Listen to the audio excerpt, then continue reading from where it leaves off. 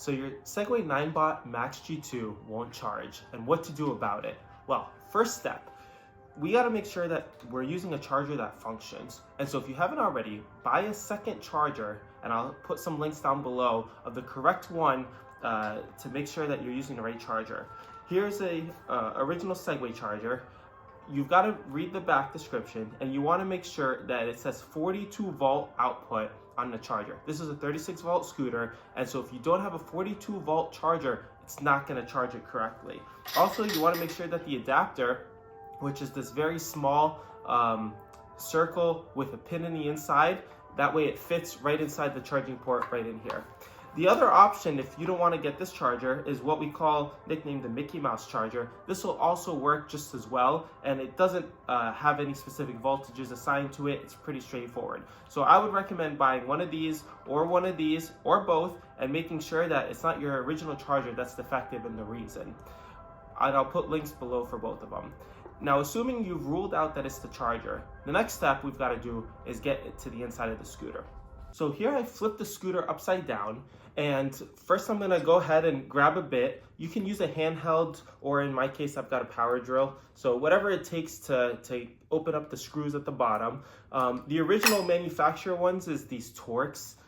It's called a T15, Torx 15, and so if you're trying to figure out how to open it up, just look for a Torx T15 bit, and I'll put some links for that below it as well. So we'll go ahead and just open them up one by one.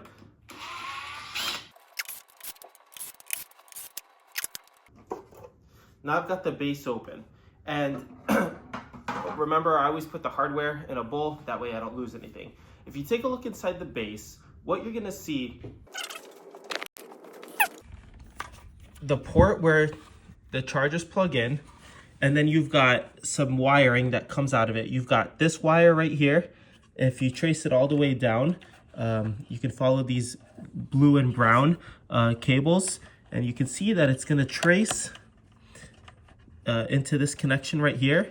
And then this connection goes straight into this converter. This is basically designed as a safety mechanism, because most scooters, the charging port goes directly to the battery. But, you know, if there's a accidental surge in current or something that can damage the battery, this will take the hit and fail first, so that the battery, which is much more expensive in the hundreds of dollars versus these are like $40 or $50, this gets the hit, this gets damaged, and it spares the battery from long-term damage. So that's why this exists. And so you can see this will trace and connect into that converter right here.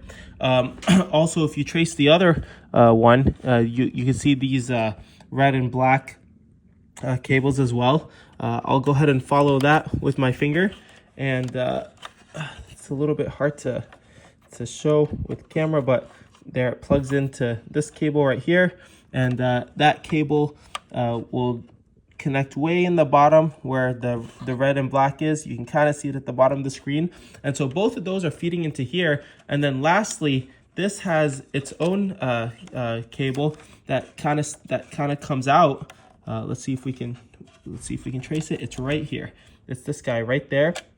This is coming out of the converter at the bottom and being fed directly into the battery. You can see the black and red wires that are coming out and going straight into the battery. And so ultimately, regardless of what charger is being used, both chargers are feeding power into this converter, and then the converter shoots the power into this black and red loop, which then goes to the battery. And so I'm gonna run a simple test using a standard house multimeter. These are fairly straightforward. If you don't have them at home, I'm gonna drop a link below. I'm gonna switch from the off position into the volts. I've got my two probes, positive and negative. You can see it connected, black with black, red with red. I'm gonna go ahead and open up this port and probe the voltage. Here I can see it's almost 0 volts. Notice, very important, I'm making sure my probes don't touch since I am connected to the battery. I now connected the charger to an outlet. And here I'm very, very careful not to let the probes touch. And you can see that I've got 41.7 sorry, it got loose for a second, but I've got 41 volts coming out of this charging port. So what does that tell me? That this charger is appropriately sending signal to the converter and out into the port to the battery. And so if I have a case where I'm not getting 42 volts through this port, that means that this is defective or one of the cables that's connected to it. And so I would need to order a new one of these plus the cables, and that'll probably fix my problem. And I'll show links below of exactly where to buy this. If it is producing 42 volts, yet the battery's still not taking charge, then at that point, it's very high likelihood that the battery is the reason that it's not charging. There's a BMS, or a battery management system. It's a circuit board inside that battery that can go bad for many reasons. Water damage, you can see a little bit of water damage here on this red sticker. And so the battery itself would need replacing, which is the most expensive option.